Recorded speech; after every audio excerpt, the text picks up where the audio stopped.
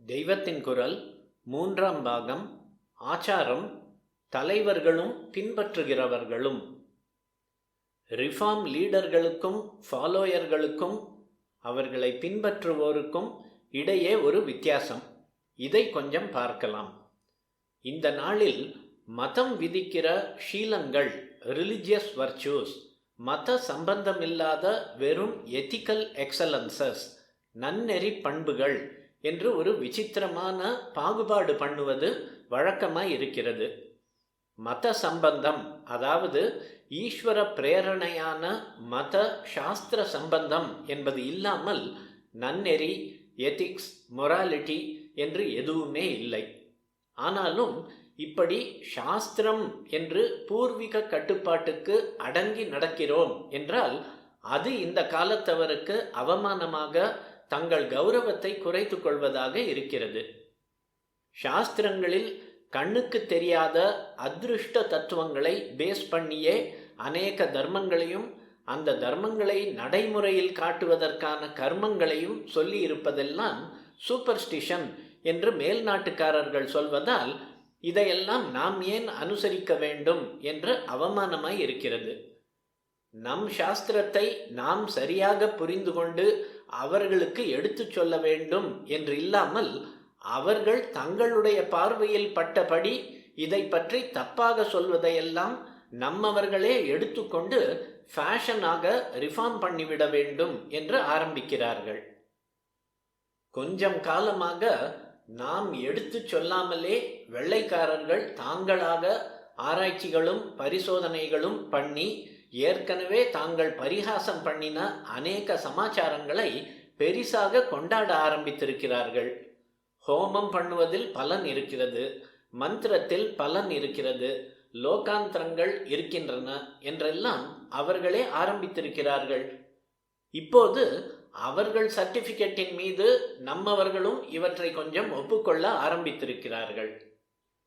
Reform லீடர்கள் மதசீலம், நெறி கோட்பாடு என்று இரண்டாக பிரித்ததில் முதலாவதில் பலவற்றை ஆக்ஷேபித்தாலும் பின்னதில் நெறிகளில் பலவற்றை பின்பற்றுவதால் தங்களை பொறுத்த மட்டில் ஏதோ ஒரு ஒழுங்குக்கு கட்டுப்பட்டவர்களாய் இருக்கிறார்கள். இந்த ஒழுங்குகளையும் பழைய ஆச்சாரங்களை மாற்றி சீர்திருத்தம் என்ற பெயரில் இவர்கள் செய்கிற புது விதிகளையும் சேர்த்து இவர்களே புது மதங்களை அப்படி சொல்லிக்கொள்ளாவிட்டாலும் சிருஷ்டிக்கிறார்கள். லீடர்கள் விஷயம் இப்படி இருக்கட்டும். இவர்களுடைய ஃபாலோயர்கள் விஷயம் என்ன? பழைய கட்டுப்பாட்டில் இருந்து அவிழ்த்து விடுகிறார்களே, இப்போதே லௌகிகமாக நமக்கு பலன் தருகிற ஏற்பாடுகளை சொல்கிறார்களே என்றுதான் இவர்களை ஃபாலோ பண்ண ஆள் சேர்கிறது. சுவாதந்திரியமாக இஷ்டப்படி பண்ணலாம் என்பதற்காகத்தான் பிராச்சீனமான சமயாச்சாரத்தை விட்டு இதற்கு வருகிறார்கள். லீடர்களுக்கு ஏதோ ஒரு பக்குவம், படிப்பு, அனுபவம், கொள்கை பிடிமானம் எல்லாம் இருப்பதால் இவர்கள் மதாச்சாரங்களை விட்டாலும் தாங்களாக சில ஒழுக்க நெறிகளுக்காவது கட்டுப்பட்டிருக்கிறார்கள் என்றால் ஃபாலோ பண்ணும் பொது ஜனங்களுக்கு இந்த யோக்கியதாம்சங்கள் எப்படி விசேஷமாக இருக்க முடியும்? அதனால் இவர்கள் லீடர்கள் ரிலிஜியஸ் வர்ச்சியூஸை, மதசீலங்களை மட்டும் விட்டார்கள் என்றால் தாங்களோ எந்த கட்டுப்பாடுமே வேண்டாம் என்று எத்திக்கல் வர்ச்சியூஸையும் நன்னெறிகளையும் விட்டுவிட ஆரம்பிக்கிறார்கள்.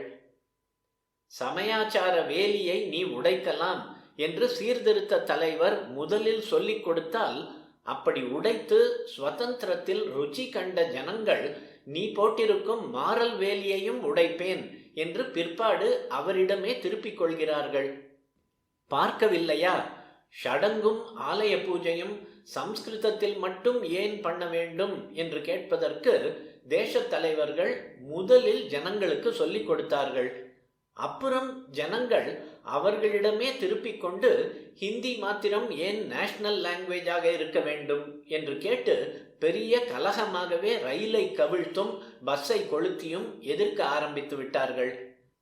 சத்தியாகிரகம், சிவில் டிசொபீடியன்ஸ், மறியல் என்று எதையெல்லாம் அந்நிய ராஜாங்கத்தை எதிர்த்து ரொம்ப முக்கியமான விஷயங்களுக்காக ஆதியில் சொல்லிக் கொடுத்தார்களோ அவற்றையே இப்போது உப்பு போதாத விஷயங்களுக்காக இவர்களை எதிர்த்தே ஜனங்கள் செய்கிறார்கள். சாதாரண ஜனங்களை கிளப்பி விடும்போது எத்தனை முன் யோசனை வேண்டும் என்று நினைக்காததன் பலனை அனுபவிக்கிறோம். கதை சொல்வார்கள், பிரதிவாதி கடனை திருப்பி தரவில்லை என்று வாதி பிராது போட்டானாம். பிரதிவாதியின் வக்கீல் தன் கட்சிக்காரர்களிடம், நீ கோர்ட்டில் பைத்தியக்காரன் மாதிரி நடி, என்ன கேள்வி கேட்டாலும் பெப்பே பெப்பே என்று பேத்திக் கொண்டிரு, சித்த பிரமம் பிடித்தவன், இவன் மேல் கேஸ் போட்டது தப்பு என்று ஜட்ஜ் தள்ளுபடி பண்ணி விடுவார் என்று சொல்லிக் கொடுத்தாராம். பிரதிவாதியும் அதே மாதிரி பண்ணி வியாஜம் தோற்று போகும்படி செய்து விட்டானாம். கோர்ட்டுக்கு வெளியிலே வந்தவுடன் வக்கீல் அவனிடம் ஃபீஸ் கேட்டாராம். உடனே அவன் அவரிடமும் அவர் சொல்லிக் கொடுத்த தந்திரத்தையே திருப்பினானாம். பெப்பே பெப்பே என்றானாம். என்ன, என்கிட்டேயேமா இப்படி பண்ணுகிறாய் என்று வக்கீல் கேட்க, உன்கிட்டே மட்டும் என்ன, உன் அப்பன் பாட்டன் வந்தாலும் இதேதான் நடக்கும் என்று அர்த்தம் தொனிக்க, உனக்கும் பெப்பே உங்க அப்பனுக்கும் பெப்பே என்றானாம். இப்படித்தான் ரிஃபார்மர்கள் சாஸ்திரம் சொல்கிற ஒழுங்குகள் வேண்டாம், நாங்கள் சொல்கிற ஒழுங்குகளை கடைபிடியுங்கள் என்றால், ஃபாலோயர்கள் முதலில் பிரதிவாதி வக்கீல் துணையில் கேஸை சாதகமாக்கி கொண்டது போல இந்த லீடர்களின் சகாயத்தில் தங்களுக்கு சமூகத்தில் அநேக ஆதாயங்களை அடைந்துவிட்டு கொஞ்ச நாள் ஆன அப்புறம் சாஸ்திர ரூலுக்கும் பெப்பே, உன் ரூலுக்கும் பெப்பே என்று எந்த ஒழுங்கும் இல்லாமல் போக ஆரம்பிக்கின்றார்கள். இம்மாதிரி சந்தர்ப்பத்தில் தன்னளவில் ஓரளவு நன்றாகவே சுத்தராக உள்ள லீடர்கள் தங்களை சேர்ந்தவர்களையே கண்டித்துவிட்டு தாங்களும் பட்டினி கிடப்பது போல ஏதாவது பிராயச்சித்தம் பண்ணிக்கொள்கிறார்கள். மற்ற தலைவர்களுக்கு தங்களை சேர்ந்தவர்கள் விட்டுவிட்டு போகிறார்கள் என்றால் அவமானமாய் இருக்கிறது. அதனால் கண்டும் காணாமலும் ஏதோ தட்டி கொடுத்து கொண்டு போகிறார்கள். ரொம்பவும் மிஞ்சி போனால்தான் எக்ஸ்பெல் பண்ணுகிறார்கள், ஸ்தாபனத்திலிருந்து வெளியேற்றி விடுகிறார்கள். அநேகமாக அந்த துணிச்சல் இவர்களுக்கு வருவதற்குள் இவர்களிடம் அபிப்பிராய பேதப்பட்டவர்களே பலம் அடைந்து தாங்கள் மட்டும் சேர்ந்து இன்னொரு சீர்திருத்த இயக்கம் ஆரம்பிக்கிற ஸ்திதிக்கு வந்து விடுகிறார்கள்.